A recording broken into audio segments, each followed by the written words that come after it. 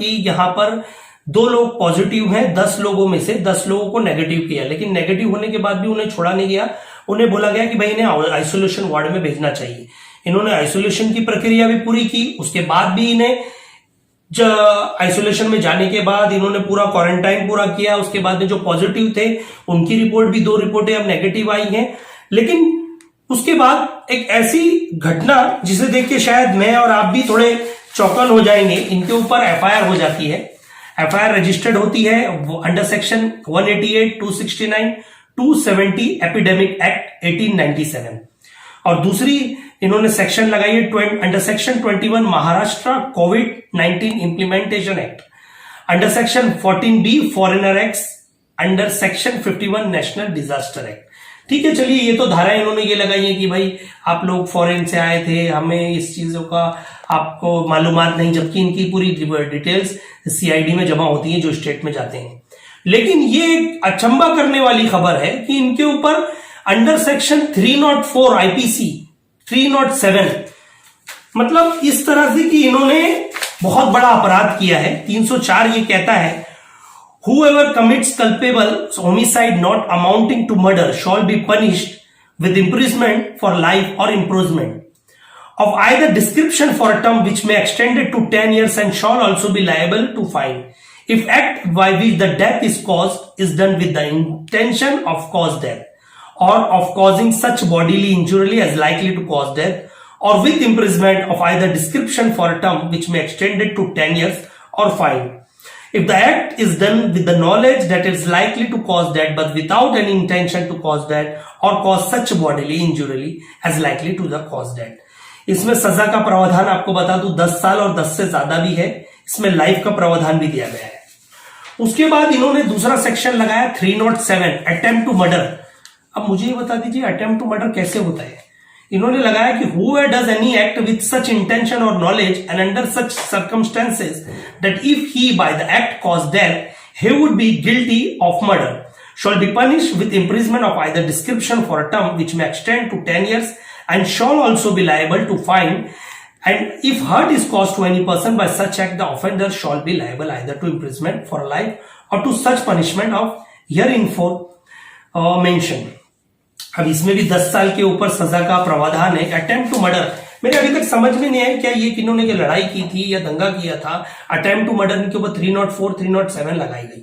उसके बाद आनंद फानन में ये केस विजय लक्ष्मी मैडम को हटाकर उनकी जगह पे प्रमोद पवार करके हैं, उन्हें रख लिया गया इस केस में।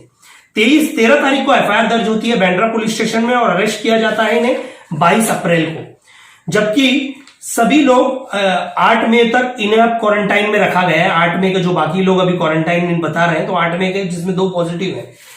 अब मैं ये बता देता हूं, चलिए ये तो आपको मैंने बता दिया।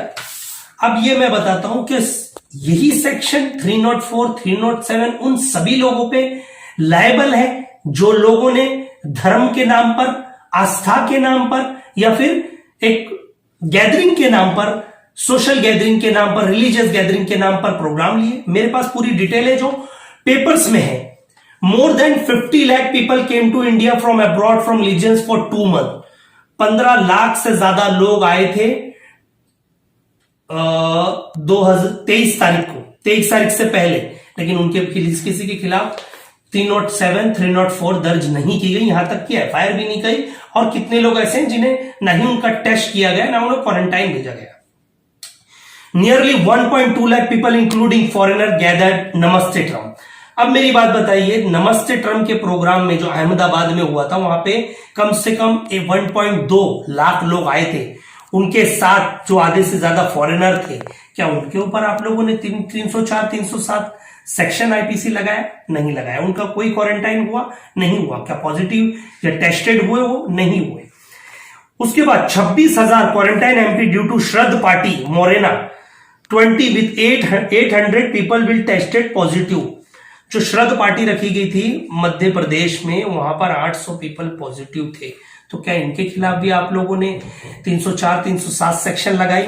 उसके बाद कनिका कपूर का खुद एक स्टेटमेंट है, मेरे साथ एयरपोर्ट पे जब मैं आई थी तो मेरा कोई टेस्ट नहीं हुआ, ना ही मुझे आइसोलेशन में रखा गया, ना ही मेरे साथ कोई पॉजिटिव, बाद में मुझे बताया गया कि आप पॉजिटिव पाई गई हैं। ऐसा कनिका कपूर में रखा था। उनकी जो पार्टी हुई थी उसमें मोर देन 400 पीपल इन्फेक्टेड थे, पॉजिटिव थे, जिसमें से बहुत सारे सांसद और मंत्री भी थे। क्या उनके ऊपर 304 307 लगा?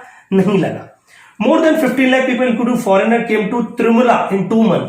15 लाख से ज्यादा लोग त्रिमुला में आए थे, जिसमें से कितने लोगों का कोई टेस्ट नहीं किया गया अभी तक, वो कहां है, किससे मिले, कोई इसकी जानकारी नहीं है। क्या उन्हें पॉजिटिव करार दिया गया? क्या उनके टेस्ट किए गए? क्या उन्हें क्वारंटाइन भेजा गया? नहीं भेजा गया।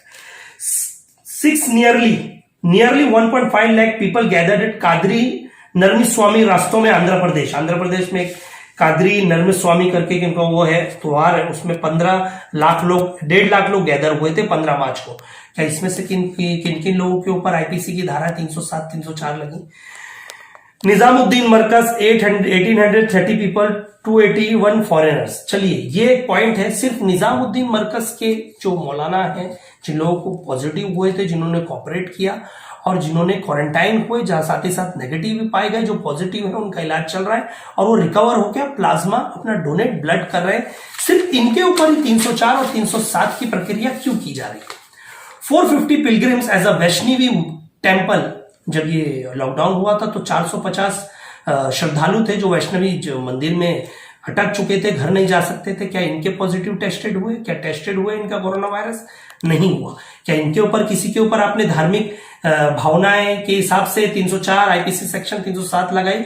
नहीं लगाई। UP CM violated lockdown at Ayodhya में यूपी के जो मुख्यमंत्री योगी आदित्यनाथ जी उन्होंने पूजा की और वहां पर शास किया गया, तो क्या इनके ऊपर कोई कार्रवाई की गई? नहीं की गई। BJP MLA Karnataka party more than 200 people violating lockdown के समय जो इनके राजा सिंह एमएलए हैं वो मशाल हाथ में लेके मशाल रैली निकाली, गैदर्ड हुए सब एक के साथ, सेल्फ डिस्टेंस जो होता है उसे कानून की प्रक्रिया को पूरी तरह तोड़ दिया गया। क्या इनके ऊपर कोई कार्रवाई की गई? नहीं की गई।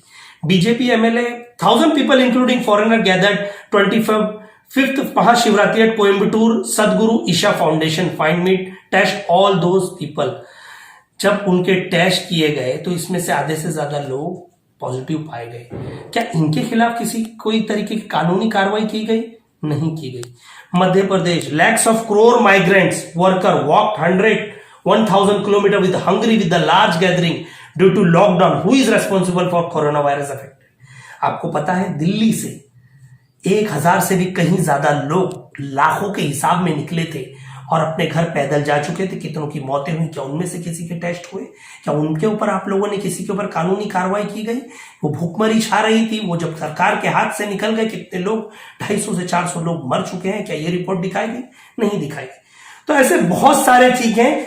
तो फिर इसके बाद एक ही मुद्दा आता है कि why discrimination and pulling the Muslim, मतलब सिर्फ मुसलमानों के खिलाफ ही ये जमात की आड़ में ऐसे सेक्शन क्यों लगाए जा रहे हैं? मेरी महाराष्ट्र सरकार से गुजारिश है, साथ ही साथ महाराष्ट्र गृह राज्य मंत्री अनिल देशमुख जी से, कि जो ये एफआईआर बनाई गई है और इसमें इनका एफआईआर में कोई लेना देना नहीं था, एफआईआर के बाद में इनके ऊपर सेक्शन रिमांड में, उनका फर्स्ट रिमांड था, उनके ऊपर 304 और 307 जो धाराएं हैं उसे ऐड किया गया।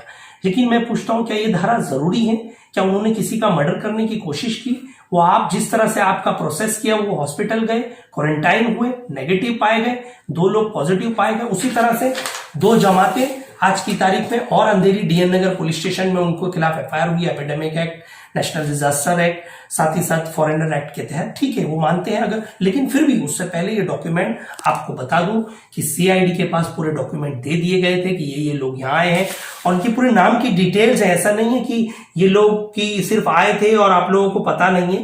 ये पूरे लोग कौन कौन थे, कहाँ आए थे, इनके नाम के साथ पूरे देखिए 12 लोगों की डिटेल दी गई है, कौन कौन थे, ये पूरी उम्र के साथ है। लेकिन फिर भी मुझे ऐसा लग रहा है कहीं ना कहीं थोड़ा इनके साथ ऐसा नहीं होना चाहिए। अब ये बात मुझे आपको बता दूं कि मिड डे में, टाइम्स ऑफ इंडिया में और साथ ही साथ बहुत सारे पेपरों की फ्रंट पेज की न्यूज बन गई है और अब ये इंडोनेशिया एम्बेसी तक बात चली गई है। अब इंडोनेशिया एम्बेसी, भारतीय एम्बेसी से इस चीज की चर्चा कर रही है कि आखिर क्या क्या वजह से आप लोगों ने हमारे निवासियों के खिलाफ आईपीसी की धाराएं लगाई हैं।